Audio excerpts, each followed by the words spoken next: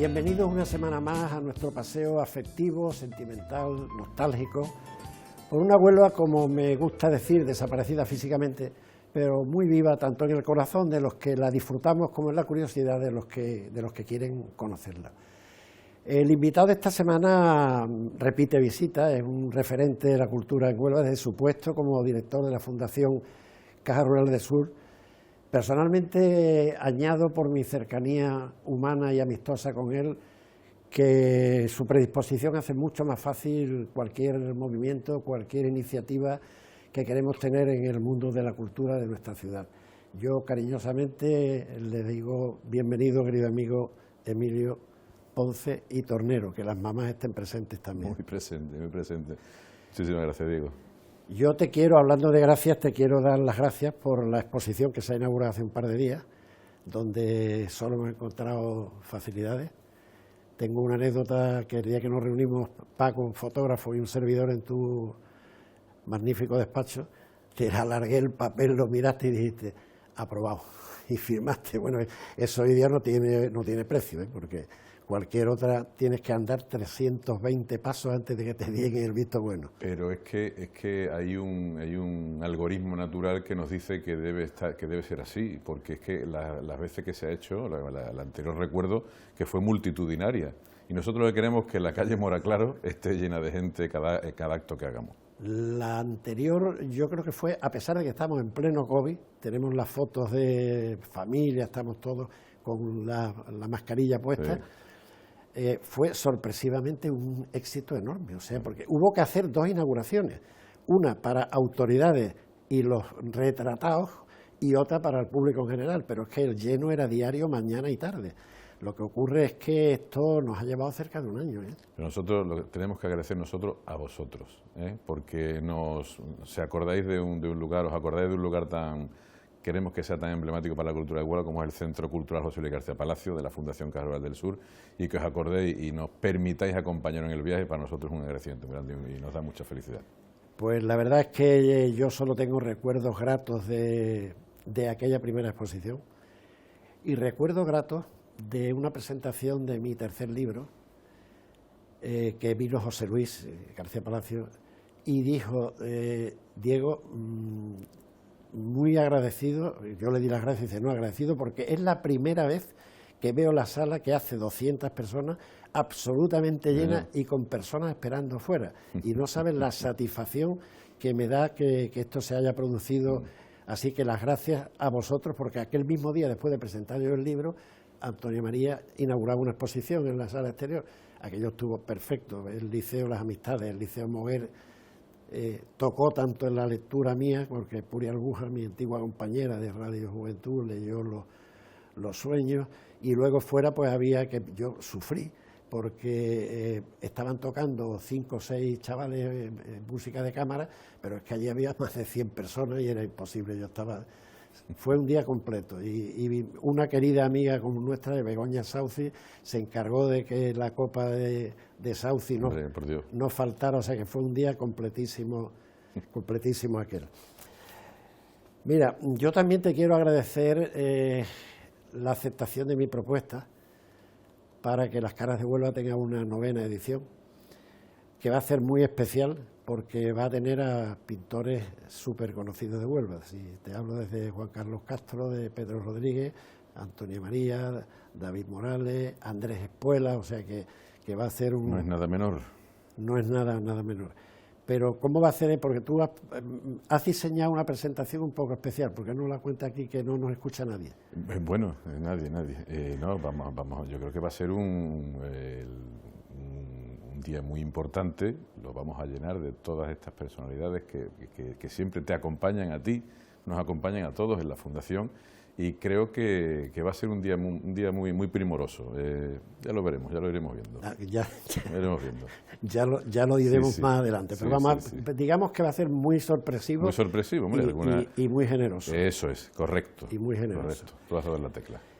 Bueno, pues vamos a empezar el paseo. Yo el paseo te lo he adaptado un poco a ti. Tú te sonreirás cuando vayas viendo el paseo, pero bueno, ¿qué quieres que te diga? Pues podemos pasar la primera de las imágenes. Este es el Gran Teatro, amigo. Hombre, Yo he vivido toda la vida en la calle Rábida, con lo cual el Gran Teatro me lo conozco perfectamente. Esto fue un pelotazo, porque entonces esto solo se hacía en la Gran Vía en Madrid, poner estos enormes decorados en la puerta de los cines. Vino esta película, Los 10 Mandamientos, que yo creo que revolucionó el mundo del cine en cuanto a actores, a duración. Charlton Heston, Jules Britney. Sí, señor. Sí, señor. Charlton Heston haciendo de Moisés y Jules Britney de Ramsés. Haría de malo. Ramsés II. Haría de malo.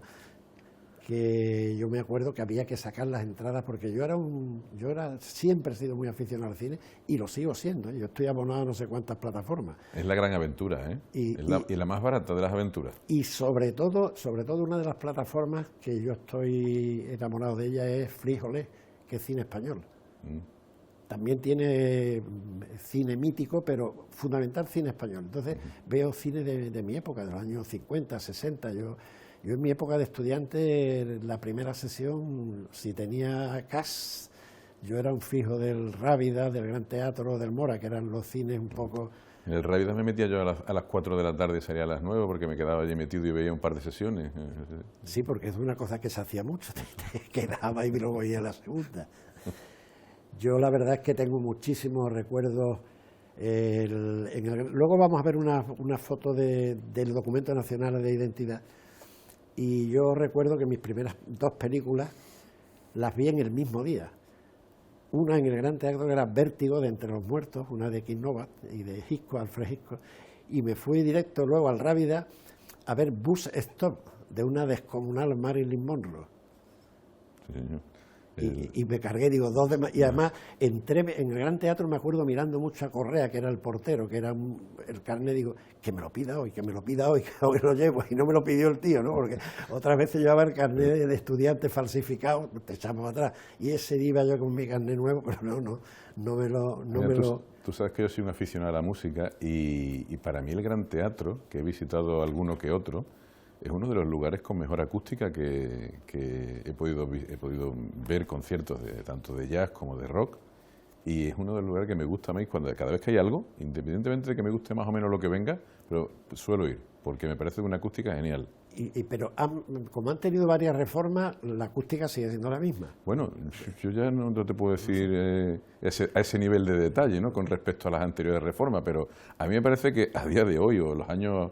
Vamos a poner 5 o 6 años atrás, 7, en fin, lo que más o menos la memoria auditiva de uno puede alcanzar, me parece un lugar chapó. Pues yo el último concierto que está allí ha sido la despedida de Pepe Roca, que fue emotiva, emocionante.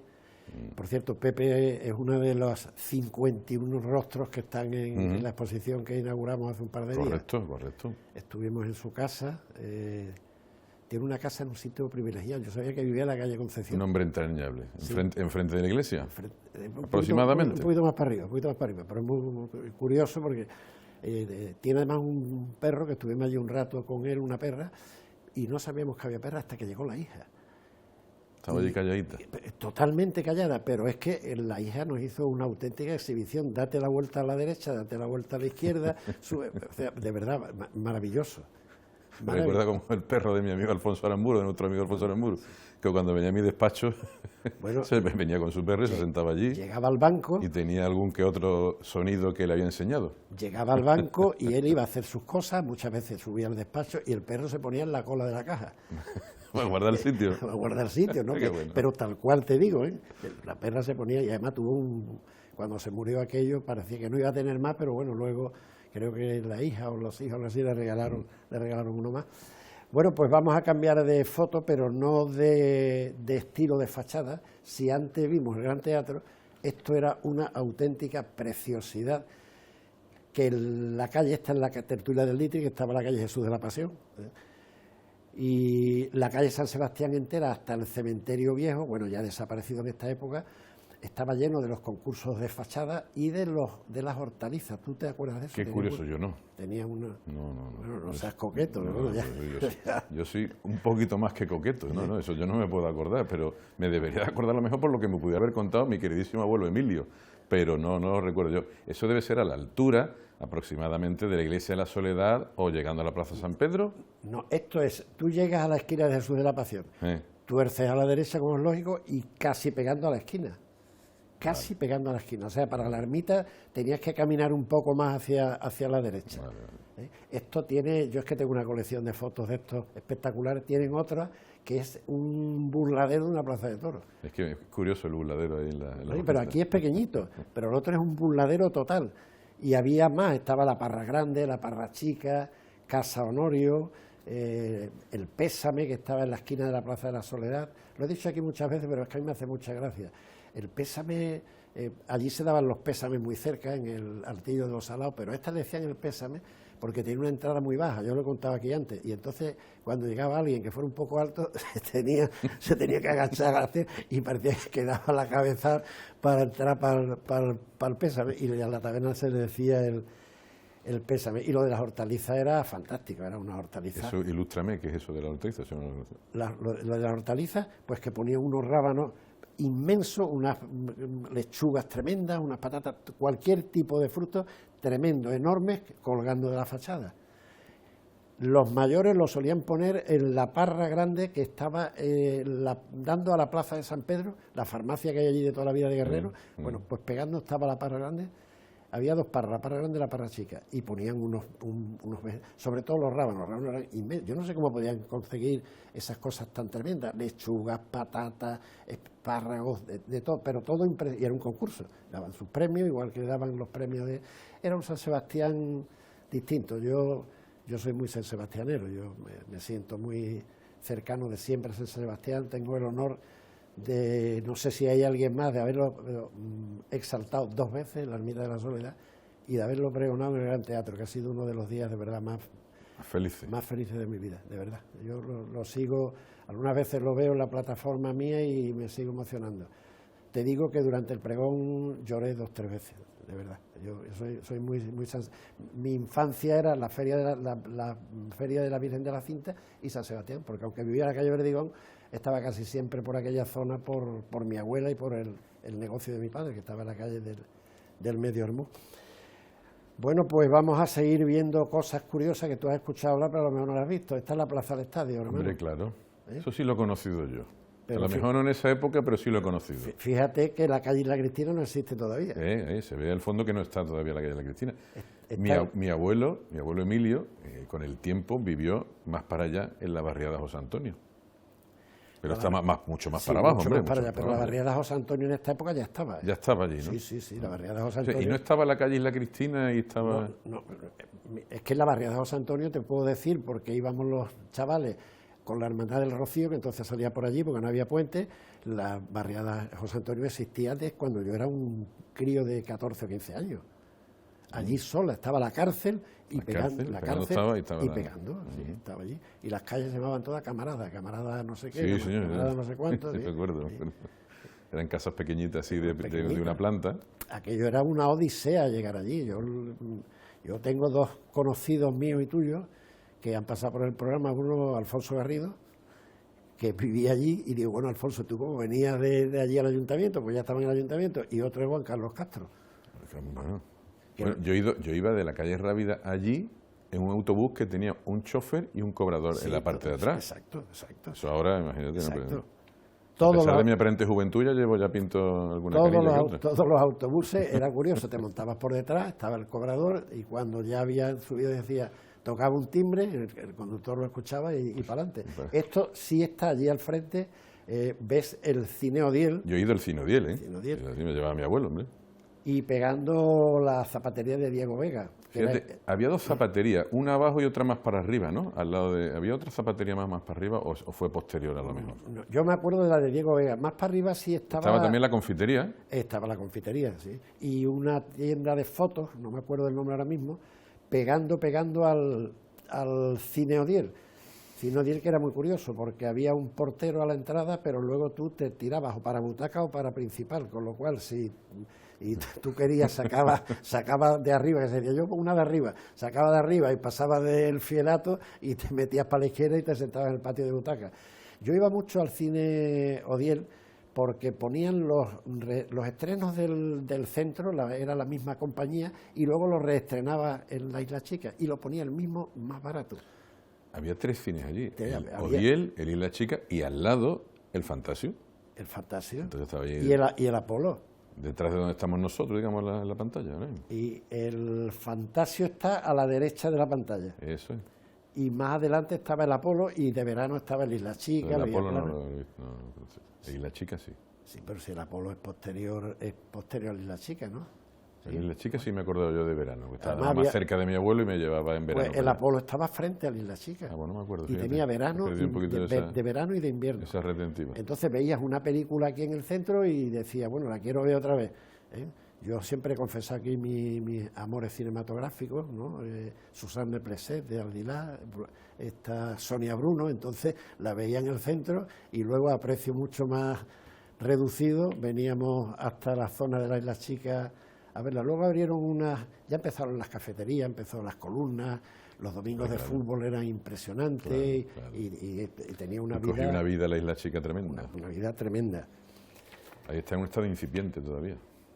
Y ahora mira, esto para que te sonría. Si cambiamos la imagen, este es uno de los coches de bomberos que había en Huelva. y está, no sé si lo adivina. Es que el edificio que está en la acera de enfrente, esto es el Paseo Chocolate, el Paseo Santa Fe. Sí, es el Paseo Chocolate. En la acera de enfrente estaba el bar de Boni, el padre Boni, de claro, Seinedo. claro. Entonces, aquí en esta acera a la derecha, en la esquina con la palmera, estaba el parque de bomberos. Las matrículas eran... Obviamente no lo he conocido. No. Yo, para bien o para mal, los he conocido. Para bien. Y he corrido, que hacíamos los chiquillos, porque regaba. Y entonces nos poníamos corriendo al lado del coche a ver si no nos mojaba. Las matrículas te dirán la antigüedad. Una era un Dedion Button, que era el 221 de Huelva. Había otro que era un Oakland, que era H1609. Eran 3 coches y un autobomba que era el 154. Y más para arriba estaban las esclavas, enfrente. Exacto, la acera de frente, pero entonces no era esclavas todavía. Era delegación de sindicatos. En fin, la Huelva afortunadamente ha ido cambiando mucho, y pegando a la delegación de sindicatos estaba Hacienda, que luego se convirtió en Cáritas Diocesana. Sí he conocido el Paseo Santa Fe transitable por coche. Sí. Las dos, pero bueno, eso ha sido hasta hace 10 o 12 años. No, más. Pero el Paseo Santa Fe, los dos laterales. Sí, los dos laterales. Sí, pues hace 20 o 25. Tan rápido pasa el tiempo. Ni te imaginas. Bueno, pues verás qué cosa más curiosa vamos a ver ahora, que esto era muy normal en aquella época, las bibliotecas ambulantes. Pero curiosa. Entonces yo he puesto, el compañero Manolo me ha dicho, ¿esta foto la has puesto antes, Diego? Digo, no, he puesto una en la puerta de la Diputación, porque esto se paraba en distintos sitios, te prestaba libros, o sea que tú te hacías socio, porque la primera biblioteca en Huelva, fíjate, fue en 1898, que yo no la conocí, 1898. Y estaba en la calle Méndez Núñez, en el Instituto Viejo, porque allí fue donde estuvo el Instituto Rábida, donde empezó fue la calle Méndez Núñez. Eso no lo hemos conocido, no lo hemos conocido ninguno. Y allí estuvo hasta 1947, que pasó al Palacio de Moraclaro. Ahí sí me acuerdo yo ya, porque yo ahí iba a estudiar al Palacio de Moraclaro. En la sala que da a la calle, que es donde hacen los bailes para mayores y cosas de esas, allí estaba la biblioteca. Bien. Hasta que ya en 1970 se inauguró la que está en la Gran Vía como Casa de la Cultura. Pero esto era es curioso, ¿eh? Muy curioso. O sea, ahora algunas entidades financieras vamos a pueblos que son más pequeños con alguna furgoneta, con algún cajero automático para desplazar por toda España, y antes se iba con los libros. Con los libros. Y además tengo fotos, porque hay un seguidor del programa que me facilitó fotos de su, creo que abuelo, no padre, no abuelo, que era el chofer en algunos pueblos, porque llegaba la furgoneta esta, era una camioneta muy preparada con todos sus libros dentro, unas chicas que eran las que te atendían, y la verdad es que tenía bastante éxito. No había visto esa foto nunca, ¿eh? Sí, pues es muy curioso. Yo tengo varias, porque tengo en los pueblos, querido Emilio, yo es que tengo más de 30.000 fotos de Huelva. Ya sé. Y mi problema muchas veces es tratar de no repetir, pero... Algunas escaparán. Invariable. No, a veces lo hago... queriendo, porque el invitado que viene, esa foto le dice mucho y la vuelvo a poner otra vez. Pero esta, ya te digo, esta había puesto una que no sé si era este autocar u otro, pero en la puerta de en la puerta de la Diputación. Era fenomenal llevar... Bueno, pues podemos pasar... Y esto te va en lo que te he hablado antes. Esto está pegando ahora a Belva, a la librería, sí, a Belva. Saltés. ¿No? A Saltés, hombre, Belva está en la calle Concepción. Esto es la calle Ciudad Aracena. Exacto, junto hay un pub, pero donde está ese pub, lo que ha habido siempre era un bar muy popular en Huelva que se llamaba Los Tres Reyes. Yo lo he conocido. ¿La has conocido Los Tres Reyes? Aunque parezca mentira, lo conocí. Y tenía tres reyes de la baraja muy grandes. Correcto. Y aquí era donde se sacaba el carnet de identidad. Pero fíjate, había que hacer colas tremendas y yo, el día 27 de octubre del 60, que un servidor cumplía los 16 añitos, allí estaba yo para sacarlo pues sin más interés que si Correa me pedía el carnet al entrar en el cine. Aquí lo tengo yo. Aquí lo tengo yo, pero fíjate qué curioso hoy que la cosa es telemática, que pides citas, que vas, y ahora... Y aquí había unas colas. Y ahí fíjate, yo mi primer carnet de identidad me lo saqué en la foto, hace dos fotos para atrás, en el Paseo Santa Fe, sí, en el actual Espacio Santa Fe, recientemente rehabilitado. Allí estuvo, que era la comisaría, ¿no? Allí estuvo... No. ¿No era la comisaría aquello? Era cuartel de la Policía Nacional. Nacional. Comisaría, cuartel de la Policía Nacional. La comisaría estaba en... que no lo ha conocido mucha gente, yo sí, porque mi abuela vivía a 100 metros, estaba al final de la calle San José. Sí. En la misma acera del Cine Oriente, antes de llegar al garaje San Antonio, estaba la comisaría de policía. Y yo el primero mío, pues eso me lo saqué aquí. Había unas colas tremendas. Ahí cerca vive un ilustre alcalde emérito de Huelva. ¿En esa calle? En esa calle, sí. Don Pedro. Sí. Bueno, lo tenemos, lo habrás visto en la exposición, muy juvenil, porque siempre le decimos al retratado que dónde quiere que lo retratemos, y él se le ocurre decir, era el Mercado del Carmen. Y allí estamos en el medio del Mercado del Carmen, le hizo Paco unas fotos magníficas, porque si la otra exposición fue magnífica, esta es espectacular. Porque con muy buen criterio Paco ha cambiado el tamaño, es en color, están enmarcados y tengo que decir desde aquí ya, que como dije el otro día en la presentación, que gracias a vuestra generosidad el último día cada uno irá a ver la exposición y se marchará con su foto debajo del brazo gracias a la generosidad de la Caja Rural. De la Fundación. Bueno, pues vamos a pasar la fotografía. Esta es una de las fotos que sí he puesto hace tiempo, pero me parece tan interesante. Esta es la cruz de la calle en medio. Ese edificio estaba más o menos por donde ahora está el Parque América. Ni idea, querido. Sí, la calle en medio era donde está el Hotel Tarteso, la Diputación, y al final estaba esta pequeña casa, como eran las casas entonces, con esa cruz, y el barrio de la zona de San Francisco, de Miguel Redondo, era el barrio marinero de Huelva.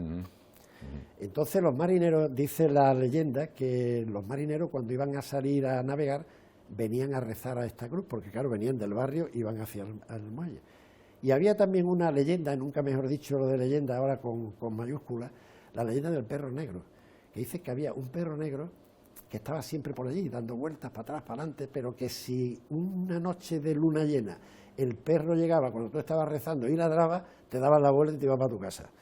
Porque eso era mal augurio. Era mal augurio, efectivamente. Esto tomo datos del maestro que en paz descanse, Francisco Martínez Navarro, gran historiador de Huelva. Enorme. Yo tengo todas sus publicaciones.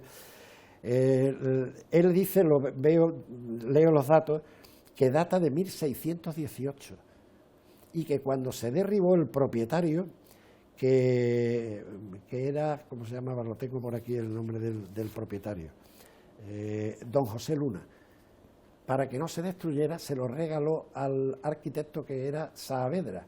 Y entonces a partir de los 70 se le perdió la pista, una pena, porque esto tiene que estar en algún sitio, pero vamos. Y exactamente eso, digamos, ubicarlo hoy en Huelva, ¿en dónde está? Parque América. Parque América, lo que es Parque América, ¿no? Parque América. Hombre, más adelante, porque eso era un callejón estrechito, que empezaba empezaba en el ayuntamiento. Hace 2 semanas puse aquí una foto que era complicado descubrir dónde era. Y era un solar, digo, ¿este solar dónde es? Y el solar es donde está hoy la delegación del sindicato. La foto está tirada desde el ayuntamiento y tiene en la delegación del sindicato un solar, la calle de tierra, luego venía la calle en medio, que eran todas de casas bajitas, desembocaba en el Brasil Grande y al final, después de un largo recorrido, llegaba a la trasera de la Casa Colón. Curioso, esta no conocía esta parte de la historia de Huelva. Esto la verdad es que es muy curioso, sobre todo, es que el barrio era completamente marinero, el barrio marinero de Huelva dice, la calle en medio, la calle, bueno, porque lo dirían en medio porque estaría en medio de la nada, porque en Huelva, siendo yo ya un adolescente, literalmente se acababa en el punto. El punto, la media Sunday no... Estaba el Colegio del Padre de la Araña, los Ciegos, el velódromo y un cine de verano pegando al velódromo, el Cine Colón, donde también había, no, ese no la conocía, donde también había combates de boxeo. Los domingos por la mañana, ahí en el Central Cinema había combates de boxeo. Bueno, pues mira, ahora sí vamos a ver algo que ese no lo he visto ni yo, el Arco de la Estrella. Sí lo habrás oído nombrar mucho últimamente porque hay muchas reivindicaciones. Tuya alguna, ¿no? Sí, yo cuando Pilar tomó posesión como alcaldesa un sábado, el martes vino con 48 horas de alcaldesa, vino a grabar y fui, si no malo, travieso, porque le puse 12 fotos, digo, mira estas 12 fotos que vas a ver aquí, te voy a hacer unas peticiones y dentro de un año, y así fue, vas a volver a venir para que digas cómo están estas 12 fotos. Yo creo que es necesaria esa labor tuya, hombre. Bueno, y entonces le hice 5 peticiones. Una, la Fuente de las Naciones, mi gran satisfacción, conseguida junto con Francis, conseguida. Otra, unir el muelle de Río Tinto, que entonces había problemas porque Puerto estaba en una mano política y Ayuntamiento en otra. Ahora que están los dos, se ha consumado hace un mes o 2 meses que se ha terminado, y el muelle de Tarcis, que era una preciosidad con los 2 brazos, uno se había quitado y quedaba solamente uno de los brazos, rehabilitarlo, que también está rehabilitado. Entonces le quedan dos peticiones, una de ellas era el Arco de la Estrella y otra un templete precioso que estaba frente al Aqualón, unos atardeceres preciosos que allí. Pues aquello debía ser tremendo, claro. Precioso era. El problema era que por el Molino de la Vega, por donde están las comisarías, no podías pasar porque aquello era marisma. Allí se iba a coger cangrejos todavía. Tenías que dar el paseo por la avenida de Francisco Montenegro y era precioso ¿El arco estaba en la calle Marina al final? No, estaba muy pegando al mar. En la calle Marina, casi al final, hubo otro arco de bienvenida para los héroes del Plus Ultra, y te puede llamar a la confusión. Este estaba ya pegando al arco, porque este tenía una triple función. Tenía una virgen arriba, ¿la ves? Sí, arriba tenía una virgen y servía como capilla, tenía una luz y servía de orientación a los marinos como una especie de faro. Fíjate que estamos hablando de 1700...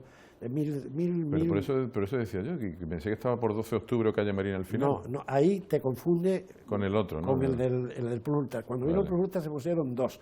Uno, 12 de octubre, y el otro justo delante de la iglesia de la Concepción. Bien. Se ve perfectamente detrás del anuncio de Bazar Mascaró. Cuando Bazar Mascaró es donde está tu despacho. Bueno. Tú estás sentado en el antiguo Bazar Mascaró. Que tú me pusiste esa foto la primera vez que vine. Sí. Sí. Aparte de lo diré en andaluz, del pedazo de despacho y antedespacho que tiene, no te quedará de la vista que tiene desde el balcón. Ninguna. Pues esto es una petición que somos muchos los que los pedimos. Yo lo he pedido varias veces, somos muchos los que pedimos que esto además no creo que fuera tan costoso rehabilitar esto, ¿no?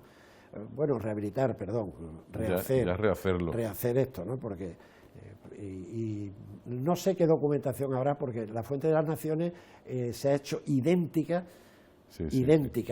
Por la parte delantera. La parte trasera es que no había nada de plano. Mira que Ana María Mojarro y yo hemos puesto boca arriba y boca abajo el archivo y no había trasera. Entonces los arquitectos han aprovechado el déjà vu para poner su nota personal. Yo siempre digo, y se lo he dicho a ellos, que no me gusta mucho lo que es, pero bueno, hay quien dice que sí, que le gusta. Bueno, hace nada estuvo aquí Alberto, el presidente de la Autoridad Portuaria, yo creo que el último programa que hemos grabado, y me dijo que sí, que le gustaba, porque una vista que se ve trasera, digo, bueno, pues para gusto los colores. Bueno, pues esto estuvo, el terremoto de Lisboa lo dañó muchísimo. Y se fue dejando, ¿no? Sí, y quitaron primero la imagen de la Virgen que la llevaron a la iglesia de la Concepción, se fue dejando y a los 90 años exactos del terremoto de Lisboa ya se tiró y hasta hoy. Bueno, pues vamos a seguir viendo, esto sí lo has visto. Esto a mí me suena cerca de mi antigua École Française, cerca de la escuela francesa. Sí, esto estaba frente al Instituto Rábida y detrás de donde estaba la sección femenina. Pero yo he visto fotografías, Diego, pero yo no recuerdo el edificio bien. Lo que pasa es que esto estuvo después se hizo Villa Conchita. Exacto. Lo que pasa es que esto estuvo en pie hasta el 6 de diciembre de 1963. No, estuve en el 69 nazco yo, con lo cual hasta el 70 no tengo yo. No, hasta el 80 no tengo yo. Digo en uso. Ah, en uso. Y tú dirás, Diego, ¿y por qué te acuerdas de ese día? Porque ese día ya venía muchos días lloviendo a mares y ese día hubo un tormentón de viento y agua y durante la madrugada se cayeron los techos de las casas de arriba. Y esa tarde, tu amigo Diego, ya lo he dicho aquí muchas veces, estaba allí recibiendo clases de tercero de magisterio. O sea que si aquello hubiera ocurrido de día, aquello hubiera sido una catástrofe impresionante. Brutal. Y entonces aquello se quedó allí abandonado. Esto fue primero, esto era del matrimonio García Morales, que era músico, y no tenía hijos. Y cuando murió él, la viuda lo dedicó a niños necesitados, hizo como una especie de hogar, se haría cargo de sitio social, no lo sé, pero bueno. Total, que llega un momento donde ella no lo puede mantener, no le dan ayuda suficiente para mantenerlo, cierra aquello, está un tiempo cerrado y se abre el primer colegio menor de España, fue en Huelva, estuvo ahí. El primer colegio menor. El primer colegio menor de España fue este edificio. Y estuvo ahí hasta 1960. Y en 1960 ya se inauguró el que está en Marchena Colombo y se empezó a dar ahí clases de magisterio. Porque magisterio entonces estaba en los altos del Instituto Rábida. Y empezó en el 60. Y en el primer año, cuando llevaba un año, en el 61, es cuando yo empecé a estudiar magisterio, hasta el año 64. Y tuve la curiosidad de que pasó eso. Y muchas veces digo, porque la gente dice, en Huelva se tira todo, que se destruye, se deja de tirar, y yo tengo que decir, por favor, que no se tiró, que otras cosas sí se están tirando, muchas más de la cuenta. Yo soy un defensor acérrimo de que no se tire nada que no se pueda o no se deba tirar, pero esto la verdad es que fue un problema de conservación y de aquel tormentón tan impresionante. Y para los que estuvieran allí en aquella época recordarán que como nos quedamos sin escuela de magisterio, acabamos la carrera en el Colegio Ferroviario. Allí abajo de la calle Rábida. Exacto, todavía estaba en pie y allí terminamos los estudios de magisterio, pero este era un edificio precioso, precioso. A mí me encantaba, los accesos te puedes imaginar que eran terribles, o lo que hoy es una avenida... Estilo racionalista. Sí, con toques ingleses. Me has quitado la boca, con un toque inglés, sí. Tenía unas terrazas preciosas, tenía el castillete, la verdad es que ahí estuvimos solo los varones, porque entonces los niños con los niños y las niñas con las niñas. Las niñas tenían la escuela de magisterio en la calle Moraclaro, lo que había sido antes Palacio del Obispo. Y luego fue algo de igualdad, que ahora en edificio nuevo es donde está la Consejería de Igualdad y Bienestar Social. Pero este era un edificio precioso, en medio del campo. Muy singular, la pena es que se fuera. Estos edificios necesitaban un mantenimiento que no se le daba, porque yo creo que si eso hubiera tenido un mantenimiento adecuado, por mucho que hubiera llovido, no se hubiera caído el techo. Sin duda. Fue terrible cuando llegamos al día siguiente, las bancas al día siguiente no, a los 2 días, porque era el 6 de diciembre, la madrugada del 6 al 7 venía la Inmaculada, las vacaciones, total, que la verdad es que aquello fue tremendo. Bueno, pues vamos a pasar a la imagen. Yo esto te lo dedico a ti, porque yo me llevé una sorpresa hace 3-4 semanas, cuando estábamos charlando las cosas nuestras de la exposición en la que tanto nos ha ayudado, y dijimos, bueno, pues vamos a hacerte las fotos. Y tú dijiste, pero yo quiero que las fotos me las hagáis en mi casa, allí en el Portillo. Es decir, que fue del grandísimo Paco Gil la idea. ¿Por qué no te haces las fotos allí en tu casa, en la tasca tuya? Y para mí fue una sorpresa cuando nos abriste las puertas del auditorio. La verdad es que no te... Sí leía que tenía, porque me lo habías comentado, que tocabas la batería, pero yo tenía ganas de verte en plena faena y te digo, bueno, ¿y cuándo te vemos? Y dijiste, pues dentro de 10, 12 o 15 días en Los Canastos. Que tocamos en Los Canastos. Hay un concierto. A final de marzo, no me acuerdo. ¿Y cuál fue mi sorpresa cuando yo no había estado nunca en Los Canastos? Cuando llego había ahí dos gorilas en la puerta, me digo, caramba, la puerta muy cerrada, un silencio tremendo, y cuando abro la puerta, madre del amor hermoso, madre del amor hermoso, el estruendo que había allí, y allí había no bajo de 200 personas, y te vi en plena faena. Tuve la inmensa suerte de encontrar una barrita chica para poner el codo, mientras que me tomaba Te saludé desde mi lugar. Sí, y luego hablamos un momento, cuando salimos, estabas tú allí fuera tomando aire, pero vamos, te vi. Efectivamente. Te vi. Esos son de los momentos más placenteros para mí que tiene la vida, desahogar la parte digamos que de velocidad que lleva el sector financiero, ahora la parte fundacional, pero tocar la batería quizá me calma. Y además una cosa muy curiosa, yo me dediqué un poco a ver el público que había allí. El público era ya madurito. Había de todo, pero generalmente la media, si hacemos una media, era de más de 40. Sí, ¿no? La media. Sí. Para mí te digo de verdad que me sorprendió gratamente cuando yo abrí aquella puerta desde el silencio exterior y os fui tocando, y luego la chica que es la vocalista, que tiene una voz muy bonita, que es periodista, tú lo que es periodista, Mireia Humanes. Sí. Pues mira, me suena el apellido, sí. Sí, Mireia Humanes, una bellísima persona, una grandísima periodista y una grandísima cantante. Sí, cantante certifico que sí, porque además la verdad es que lo hizo muy bien, combinando, digamos, la agresividad de la música con la dulzura de la voz. La verdad es que ella. La verdad es que sí, Bueno, pues esta orquesta, que es la Orquesta Molero, era la que amenizaba todo tipo de festejos. Entonces, que por cierto, el maestro Molero se llama también como yo, ¿se llama Emilio o me equivoco? No, Emilio Molero. Y esta orquesta pues era la que estaba en el Cabaret, en el Rocío, en el Bahía, en las Colombinas, en el Círculo, en los bailes de gala. Realmente era la que había. Yo me acuerdo de su vocalista porque es familia de unos amigos, Urreta, que tenía un tipo de galán cinematográfico y era el vocalista. Yo te diría así en la lejanía, y si su hija Ana está viendo el programa, que no sé si puede ser el segundo por la derecha, que hay un acordeón o algo así, porque es que él era alto y Emilio es el autor de la música de Mi Huelva tiene una ría. Hombre, por Dios. Y el letrista, hay muchos puntos para el letrista, pero yo siempre he tenido entendido que fue Domingo Manfredicano. Domingo Manfredi, que era policía secreta, y como estaba la comisaría tan cerca del negocio de mi padre, allí en el negocio de mi padre había una cosa que lo he sacado aquí muchas veces a colación, que llamaban el casino militar. Era una especie de 1900 de los años 50, y entonces en la comisaría, pues, cuando tenían horas libres y tal, iban allí a tomarse, y tenían una reunión, hombre, de Diego Figueroa, el célebre poeta de Huelva, Oliva, el tallista, en fin, que tenían una reunión muy cultureta allí para hacer los años 50. Y la Orquesta Molero, era...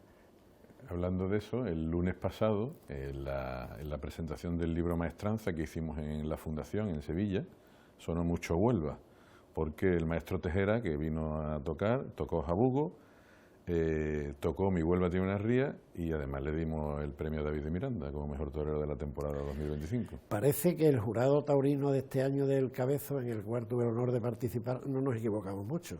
Le dimos a David Miranda, pero es que en los de la Junta de Andalucía, que se celebró en el Gran Teatro, los 5 premiados los habíamos premiado nosotros previamente en el Cabezo. Algo tendrá el agua cuando la bendice. Y ahora veo que también en Sevilla, bueno, de lo de David es espeluznante verlo torear, de verdad, es espeluznante. pero bueno, es un gran torero y una gran persona. Una grandísima persona. Tío humilde. Maravilloso. Te cuento una anécdota de verano, voy en Lepe a la Galería John Holland, que tenían una exposición de grabados y además una de fotografías, sol y sombra, y estaba él allí. Estaba solo, un tío que, hombre, todavía no había pegado el pelotazo, pero hombre, ya era muy conocido. Estaba el tío absolutamente solo y que ayer me acercó, hombre, David, ¿qué hay? ¿Cómo estás? Hombre, ¿qué hay? Digo, que es que te veo aquí, coño, te veo aquí solo. Estaba disfrutando el hombre con Vamos es buena persona y tímido. Además, sufrió, porque se podía haber quedado en una silla de ruedas, claro. Y de ahí ha reventado, ha levantado y ha hecho lo que hizo el año pasado. Se lo merece, totalmente. Yo siempre digo que es un gran torero, pero es todavía mejor persona. Amigo de sus amigos, cercanos. Sí. Bueno, pues mira, como estamos hablando de orquestas, de sitios donde tocaba la orquesta, pues hay una cosa muy curiosa, que es un club que se llamaba La Terraza, al aire libre, que estaba en los Jardines del Muelle. Y esa noche quien tocaba en La Terraza era la Orquesta Molero. Estos bailes obsequios, porque las señoritas pues eran obsequiadas con detalles de perfumitos, de historia, y esto yo no lo he conocido, pero tenía que estar aproximadamente por donde está hoy la fuente de los Patos, como hemos dicho siempre, allí en medio. Sí. Yo me acuerdo la época que yo colaboraba con Odiel, cuando estaba José María Segovia, director en Odiel, y por cierto, yo aprovecho para mandarle al maestro un gran abrazo, porque José María es, no sé qué es mejor, periodista o persona también, estamos hablando de buenas personas. Y entonces escribí un artículo diciendo que en una orilla de la ría estaba La Terraza y en la otra había algo que era muy poco conocido. Yo luego lo he sacado en mi libro sobre William Marty, que había un campo de concentración en la orilla de Saltés. Sí, pues tú tienes mi libro de William Marty, así que dan un repaso. Sí. Pues había un campo de concentración allí. Sí. El teniente coronel Romay lo mandaba. Y me acuerdo de eso, que le escribí Él me encargó, porque yo estaba en Radio Juventud aquí en Huelva y haciendo la mili a la vez en el Picacho, pero me mandan a Cádiz y me voy a Radio Juventud de Cádiz también. Y entonces me dice José María, pues mándame semanalmente un artículo y te publicamos un artículo en el Odiel, que es lo que había entonces. Bueno, pues vamos a pasar... Caseta del excelentísimo ayuntamiento. Bueno, pues sigue leyendo. En el recinto, invitación, hombre, de libre acceso a la referida caseta a favor de don Diego Lopa y Garrocho y señora. Y señora, que no tenía señora, porque esto es del año 71. Fíjate si tiene años. Año 71, y observarás que falta el cupón del día 3. El día 3. Porque era el baile de gala y ese necesitaba una entrada especial. Y esto es muy curioso, esto te lo daban concejales y tal, a mí me lo daba Antonio Báez, porque yo tenía mucha amistad con su familia, le había dado clase también a uno de los hijos de Antonio Báez, que era concejal, y tenía que firmar por detrás, por si había algún problema, ver quién te había dado la invitación a la caseta. Por si había un problema, por tu parte. Hombre, sí, por el que llevaba la invitación, ¿no? Problemas que no existían entonces, porque entonces lo que había era, separaba las mesas del público, una vallita así, pero allí nadie osaba saltarse, ni entrar, ni no entrar, ni coger, era otra época y otra. Lo que sí había fuera mirando gente de la marinera. Porque luego tuvimos, al cabo de los años, Radio Juventud, antes de esto, Radio Juventud en el año 66, tuvo allí su caseta, y yo entonces era cuando yo estaba trabajando en Radio Juventud, y no se me olvida nunca que la noche de los HH, que yo los he admirado muchísimo, ¿no los has escuchado nunca los HH?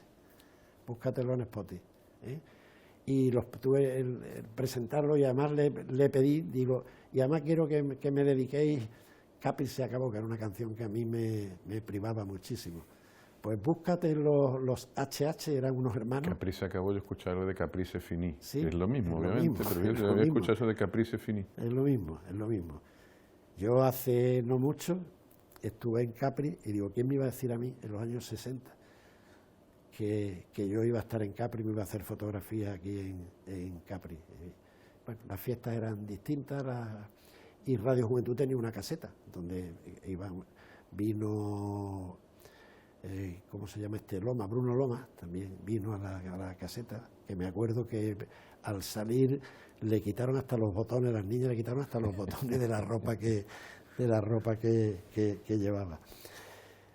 Bueno, pues una vez visto esto, cerramos ya el programa con, hemos dicho, la punta al cebo a levanta, pues ahí tiene la punta al cebo.